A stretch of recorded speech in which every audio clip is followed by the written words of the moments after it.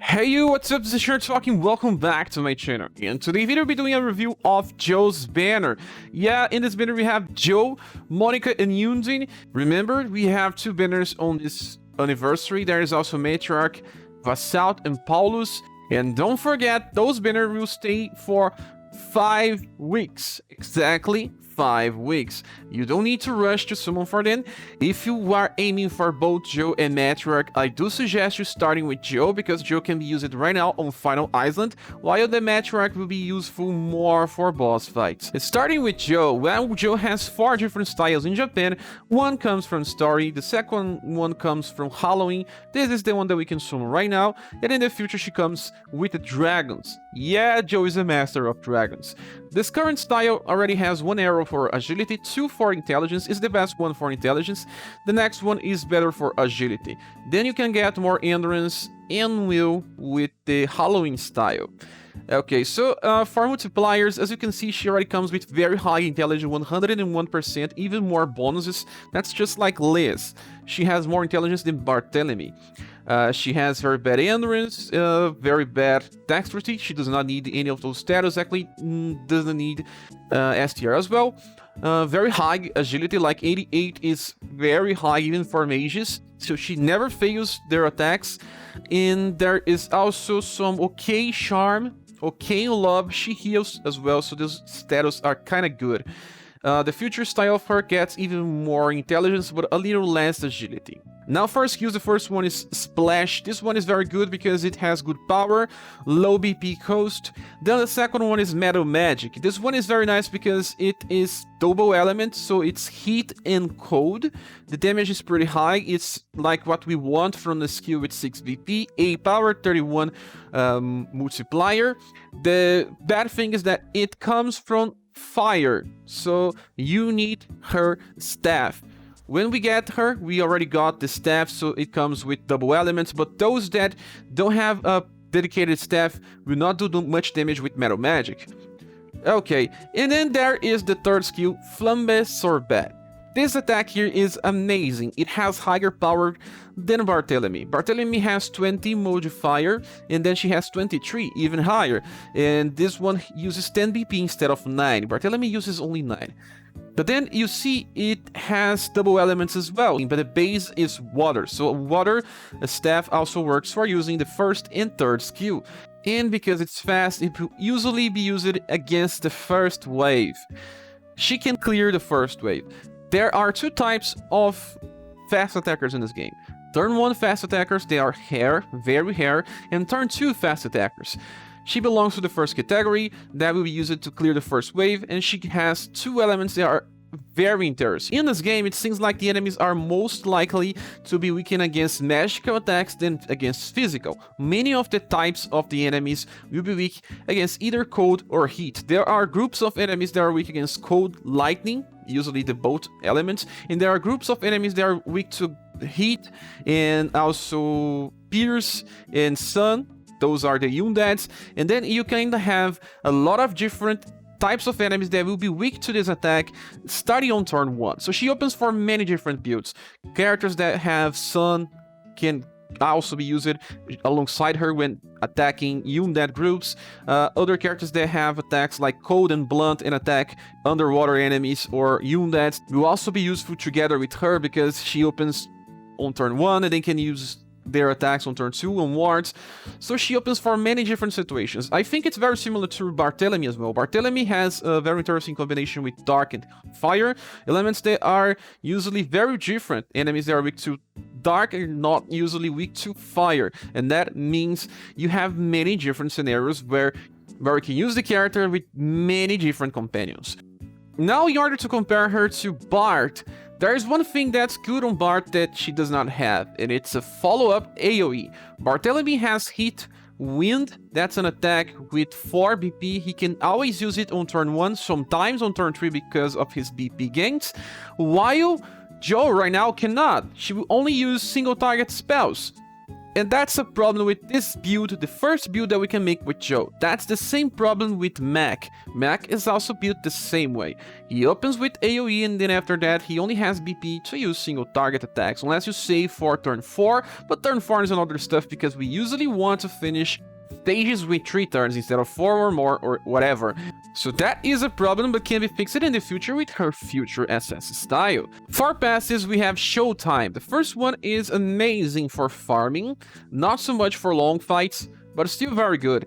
It gives a 5% increase in damage to everyone in your squad, and she will keep giving this buff every new turn up to 3 times, so the max of 3 times. And because we usually finish one wave in 1 turn, this allows everyone to get 5% in every turn. Now for the second passive is another party buff. This one increases 5% of heat and 5% of cold damage. In her case, because her spells have both elements, at least the second and the third, she will get 10% increase in damage with metal magic and 10% increase in damage with Flambe Sorbet. So very good for her, but also helps other squads. The first dragon that will be released is just like her. It attacks with both heat and cold, so it's the best pair up because it gets 10% just like her in most attacks. But for characters that only has either heat or cold, they will still get 5% increase in damage. Sometimes 5% is enough to finish a wave on Final Island. Exactly, where she will get used all the time. Then the last one is fired up 5. This increases damage by 20%. So let's try to make some calculations here. If she's using skill number 2 and skill number 3, she gets 30% increase in damage and 5 plus with Showtime. So 35% at all times when farming.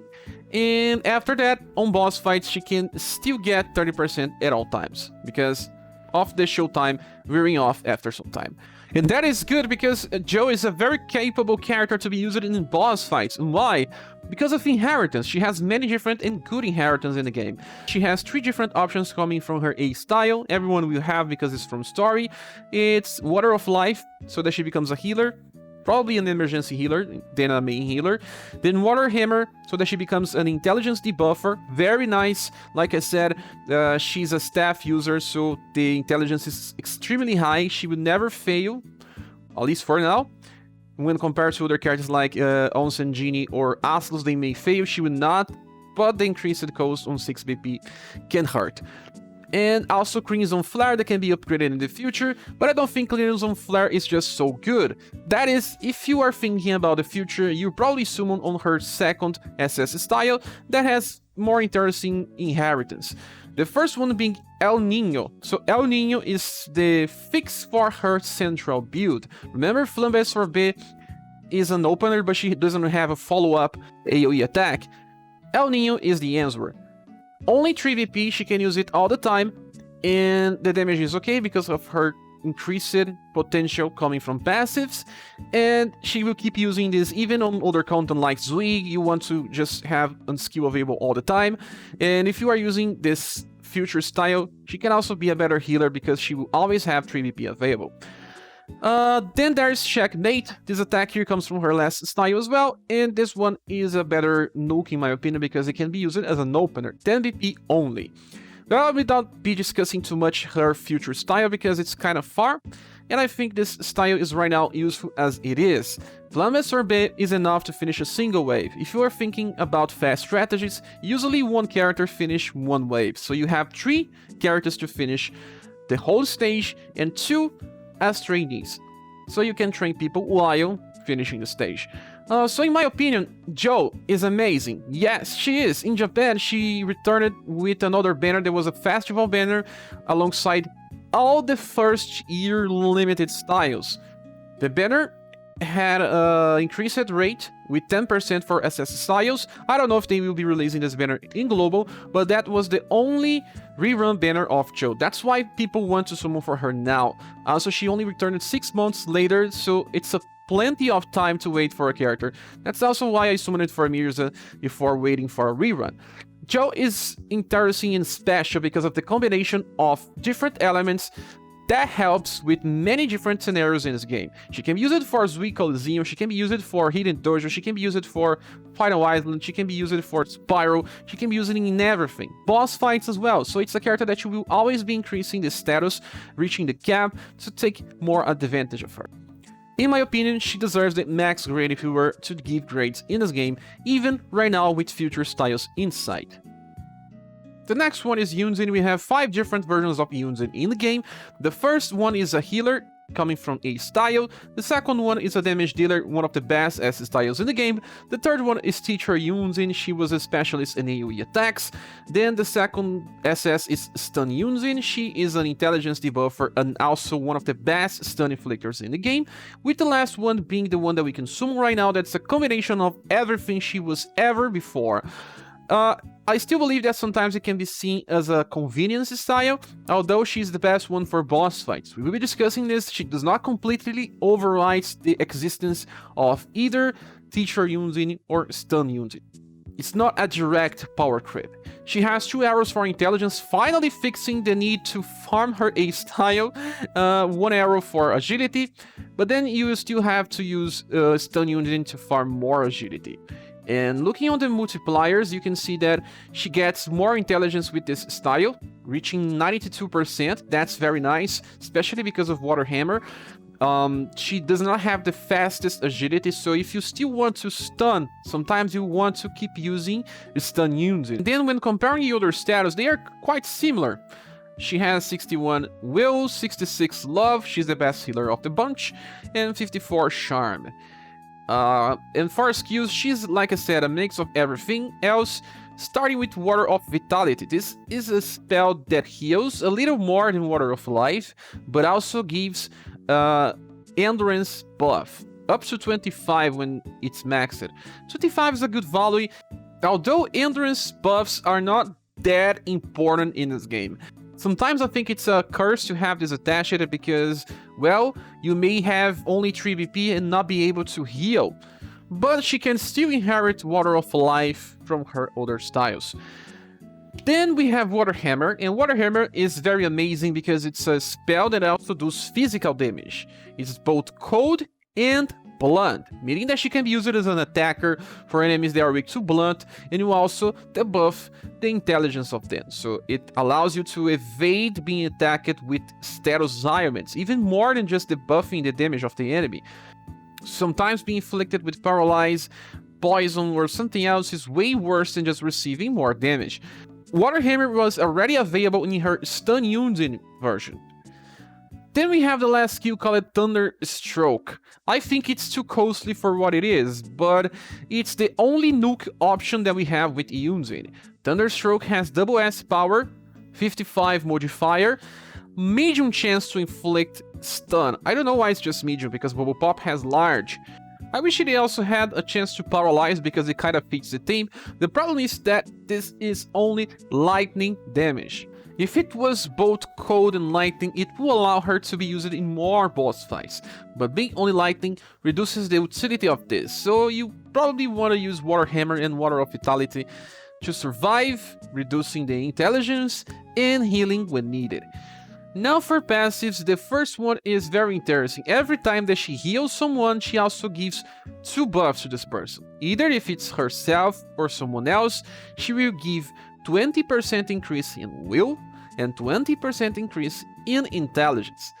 Giving will, it's good because you will have lower chance of being inflicted again with status ailments, reducing some of the magical damage, but the intelligence is even better because it can help someone like, you know, Acilus or Onsen Genie to finally land more debuffs. It's an interesting touch with a character that's used in boss fights because we don't have many buffers in the game.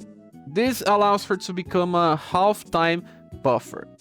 Then the second passive is Recovering Breath, 25% chances of healing. The heal will be around 400 and close to 500, and it's just like the same thing we have with many mages, but so far, Undine didn't have this, so this is the first style that also allows for self-healing. And the last one is Fired Up 4, 15% increase in damage. So you can see support, self-healing, and damage. a mix of everything that she was before.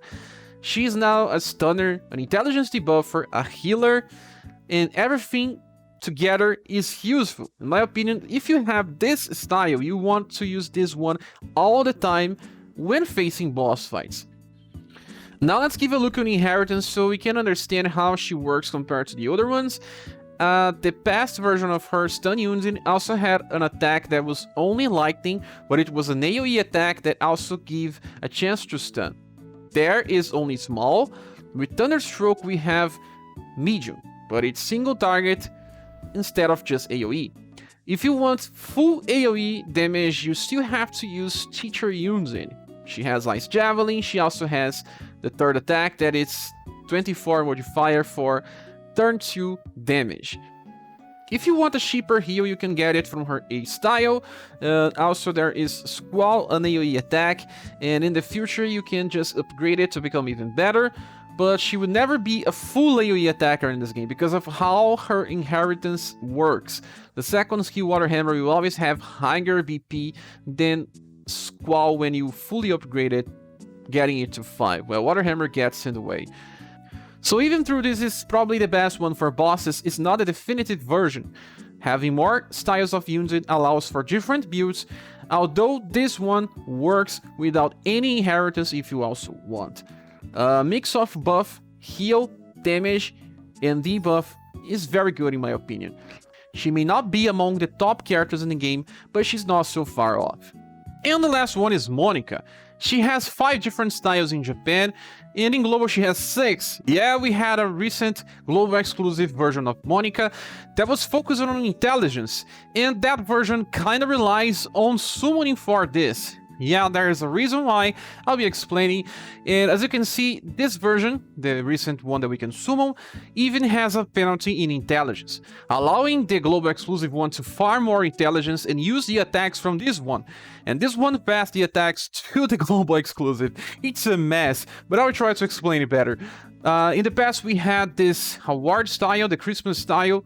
The recent one has the highest dexterity. She has 2 arrows and 1 arrow for agility. The award one has 2 arrows for agility, but besides that, everything else is kinda similar.